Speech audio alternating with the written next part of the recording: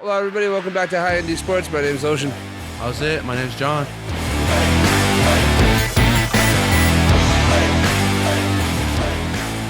And ladies and gentlemen, today we're going to talk to you guys about the World Cup. Arguably one of the greatest final matches of all time. Arguably one of the greatest soccer matches of all time. We are coming to you a couple days post of the World Cup, but we're just going to talk about the finals, our reaction, our predictions, like how our predictions panned out, I should say, and then just kind of get into the magic of Messi and Mbappe. So, with that being said, I will preface this that I did not watch the game live. I had a bachelor party the night before, and I couldn't get myself to wake up in enough time. But John did watch it, and I watched highlights and whatnot, and I know what happened. So this conversation is going to be more about John just kind of giving me an idea of what happened and talking to me about what it was like to watch it live and how he felt as the game progressed. So the game ended in penalty kicks, right? Yep. That's how the game was decided. But there was some pretty crazy action that happened before that, and arguably the best performance of the day wasn't on the Argentina side. Right. Well, I'll just say first for me, I definitely might have been the first time I've ever been screaming at my phone like, "Oh my gosh, let's go!" for a soccer game. Like I was with our mom and when I was watching on my phone in the car, and I was just like, "Oh my gosh, it's so crazy!" And yeah. No, go ahead. I was just gonna say it's weird because literally the last time we were talking about the World Cup, we were talking about how it's so boring. It's so boring to watch soccer on TV. Yeah. But this was like the first time I was like, "Oh my gosh, like holy like what is going on right now?" I think that just goes to show that on one hand, when you have the world's best talent on the stage, no matter the sport, no matter what it is, it's entertaining, right? And then it also goes to show that maybe not all soccer is boring to watch. Like there are definitely boring games. I have turned on games and I've been like, all right, I can't sit here and watch this. It's just dudes running back and forth. But there definitely have been games where I was watching it and I felt similar to what you did. But I think that this game was pretty crazy. So walk me through how the first half went.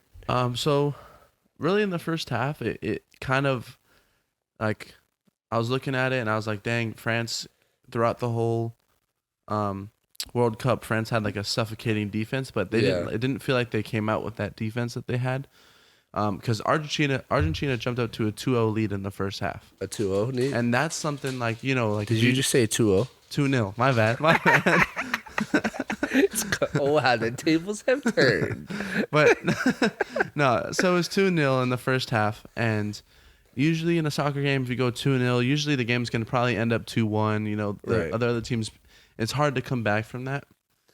And, the first half ended, and you're just like, dang, like Argentina's going to walk away with this. Like, Messi showed up.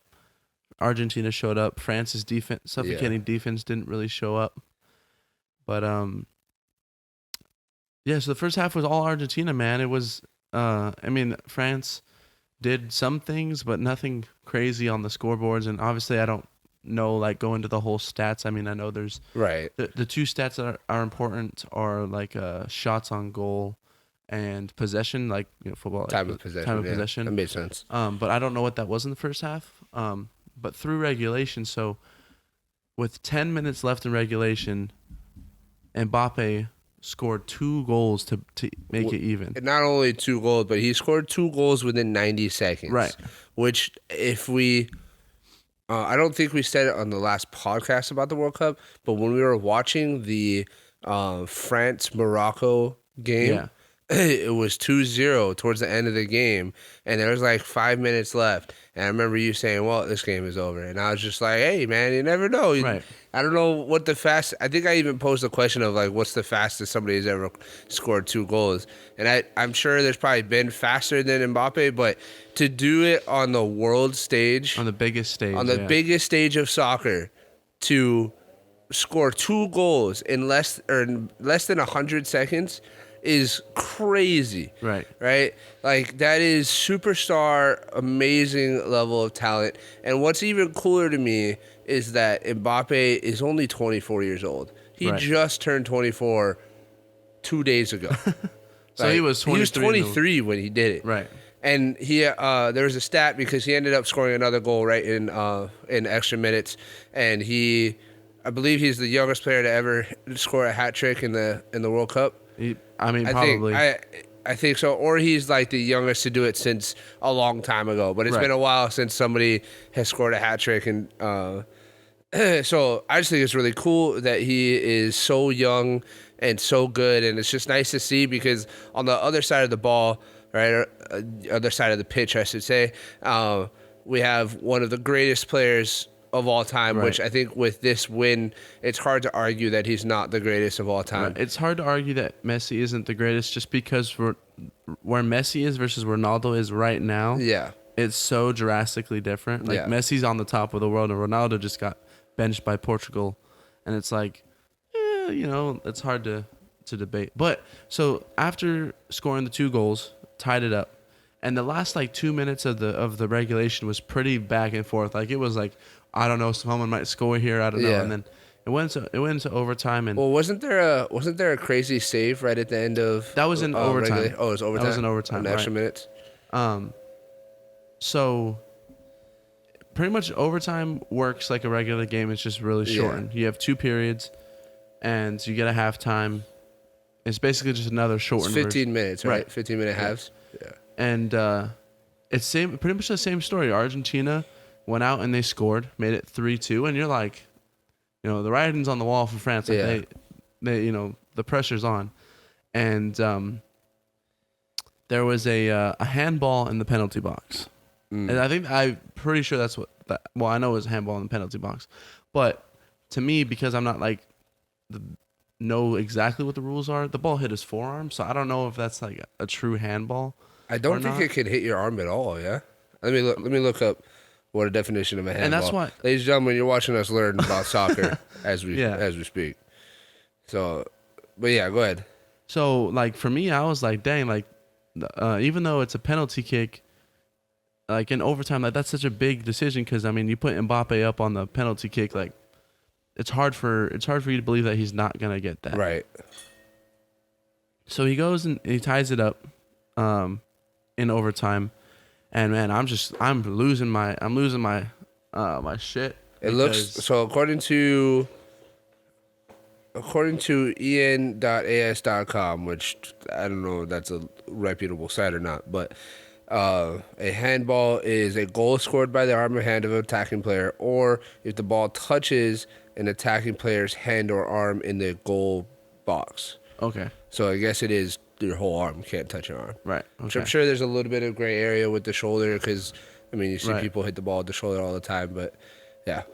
So yeah, he got the handball in the penalty box. Mbappe drilled it. Yeah, of course.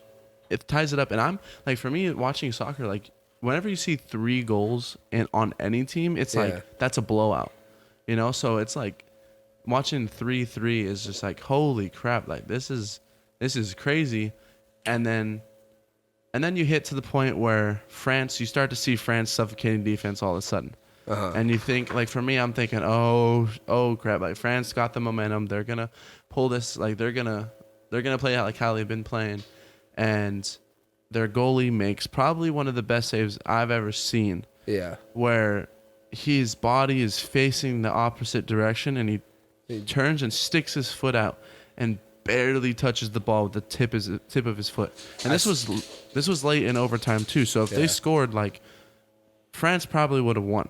Right. And if he didn't hit that ball with his foot, they would have scored. That ball would have went in. Yeah, I saw that in the highlights. It was pretty sick. I gotta admit, like you got to give credit where credit's due. I make fun of soccer all the time. I'll be honest, but that was pretty insane. The athletic capability to do that was pretty incredible. Did you see his celebration though? He was like, save that or something like that. No, not of the save, but when he got the golden glove. I didn't see that. You didn't see it? I swear. I mean, maybe I have, but I can't remember at the moment. I'll throw it up on the screen for everybody. But he during like the trophy ceremony or whatever, he gets the Golden Glove for being the best goalkeeper, and he holds it like this, and he like does a pose. It's pretty funny, and it's funny because it was something like 4 billion people watched the World Cup. Right, the final. So it was funny to see that he was just like, a little kid. But it was pretty insane.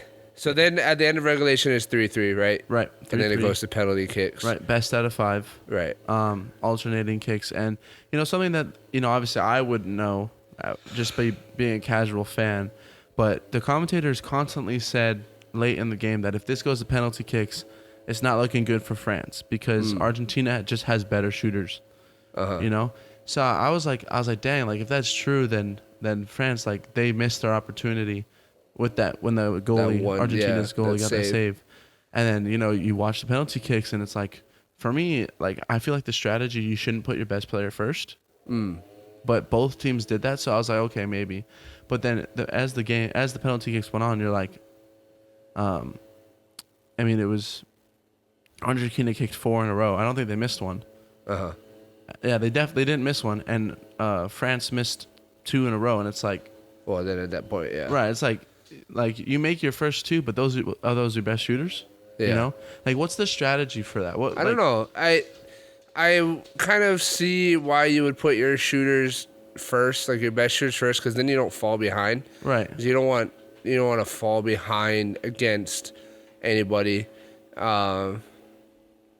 But you also don't want the game to rest on the shoulders of not one of your better players. Yeah, but I think I think there's an argument to be made for that. But I'm thinking like maybe if you put your best shooters first when the goalie is fresh and you don't have any reads on him, right? Like think about it like when we play golf and we putt, right?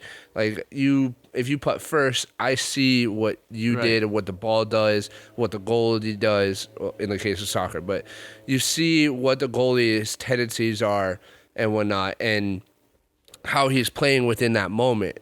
And maybe that's the strategy, that you put your best guys first when the goalie is at his best without any reads on him, so you have the highest chance of making the goal in the beginning.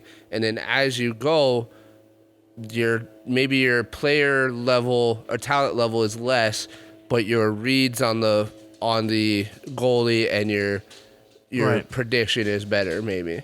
Well, it's actually funny that you said that, because watching the penalty kicks, France constantly kicked the ball to the same spot. The first 2 made it there, and I think the third one, he tried something different, didn't work out. But the fourth guy with the game on the shoulders, he went to the same spot that other 2 went to and made it, and the guy blocked it. Like it was, with the game on his shoulders, like you go to that same spot, and it's like the other guys went to that same spot. He's probably gonna jump there. Yeah. Well, I mean, it's hard because like you gotta think about like psychology. Like how many goalies are gonna expect all 5 guys to kick to the same exact spot? Right. So I think it's partially like dumb that they did that, but also the goalie. You gotta give credit to the goalie too, because their talent comes into play. Like you're not winning that game if that goalie's not doing his job. 100%. So yeah. But yeah, I think that Argentina deserved the win. For sure. They climbed ahead, maybe fell down a little bit, but at the end of the day, they were the better team, and they won the game. And I can appreciate that. I was wrong. I predicted France. So let's talk about that real quick. In our predictions video, John predicted that France was gonna win 2-1. Right. I predicted that Argentina was gonna win. I think I said 2-0. Right. Right. Yeah. So we were both half. You were fully wrong. I was half wrong. I didn't get the score correctly, but I did predict Argentina, and I think that what I said kind of came true, that Argentina was on its way up, right, out of like a dip, right? They're on their way up, and when Messi is at his best, there's no one beating him, Right. You're not beating Messi, right? I mean, Messi had 2 goals himself. He had a PK at the end, right? Right. Or in the PKs, he made the first one. So he did everything that he needed to do to make sure that his team won. And I was right. Well, But it was a 50-50 shot, so it's not like... here's a cookie. Yeah, Put it in thank my you. hand. Thank you. No, but they won fair and square, and I can appreciate that. And it was crazy soccer game I've ever watched. Probably Yeah. the craziest soccer game I've watched in a long time. And it's crazy to me just because it goes against the stereotypical really good games in Right. soccer, where really good games aren't high scoring games. Yeah, there's 0-0 or 1-0 or whatever. Right. Yeah. And to see a 3-3 go to penalty kick in the biggest stage, it was just awesome. It was like getting the best Super Bowl that you could get, or the best NBA Finals that you can get. Yeah. It was just awesome. Can you imagine what it would have been like to be in that stadium? Oh my And to gosh, be crazy. there. Like, we talked about that in our last soccer episode, that soccer has the best fans. So could you just imagine the energy Right. that was inside that From building? both teams too. Yeah, because both teams are doing well. So it had to have been insane, especially during extra time, especially during that save. Like I was listening to it and I got chills. So being in the stadium must have been absolutely incredible. How much do you think those tickets cost? Shit, man, I don't know. Like, let's see. Like more or less than Super Bowl tickets? Oh, probably more. That's- This only that's happens nuts. once a year or once every 4 years. And you said 4 billion people watched it? Yeah, so I saw a graphic. I saw a graphic saying that 4 billion people watched the World Cup between in-person attendance and worldwide on TV. That is insane. Yeah. Oh, I gotta add in World Cup finals because this is showing me World Cup in general, but I'm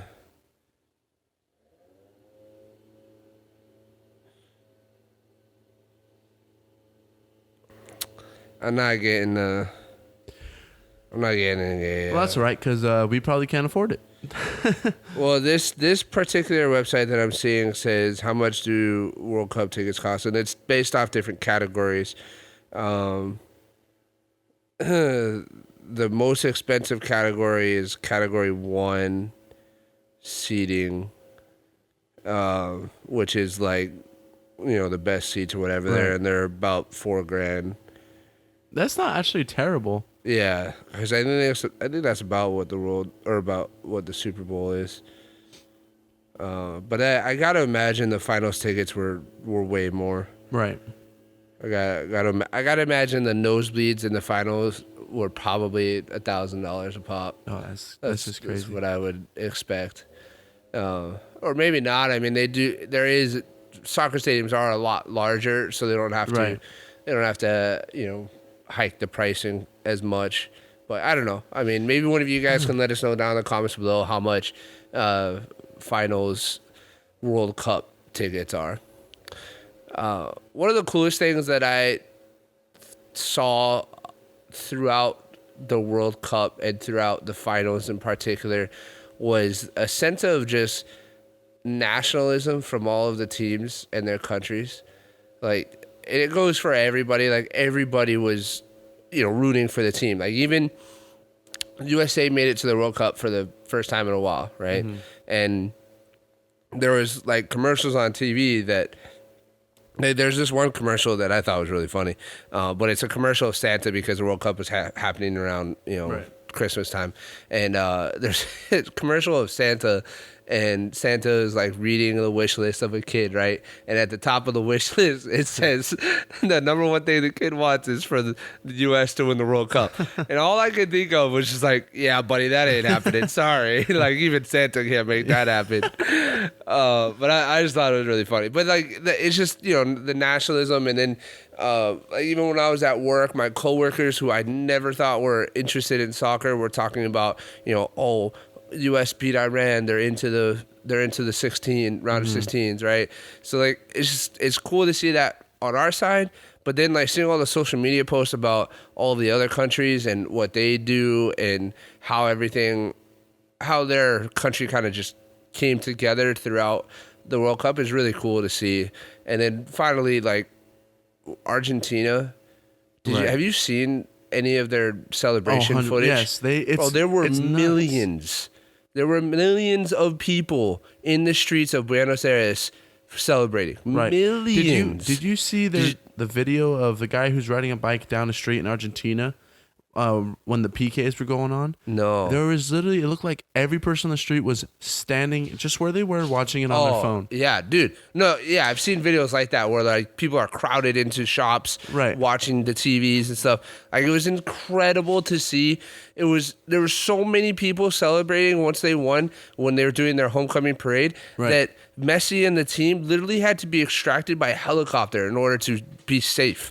Like there were so many people that the bus couldn't drive down the street and they had to be airlifted out by helicopter because they were afraid that people were going to like unintentionally mob the team.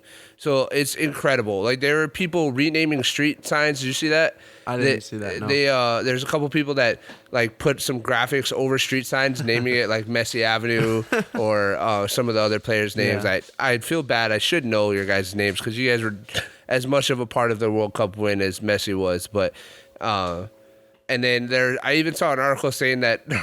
I don't know if it was real, but it was funny to me that Argentina is considering putting Messi on one of their currency. Oh, I did see that. Yeah, Actually. I don't know if it's real, but just the fact that somebody came up with that is funny to me.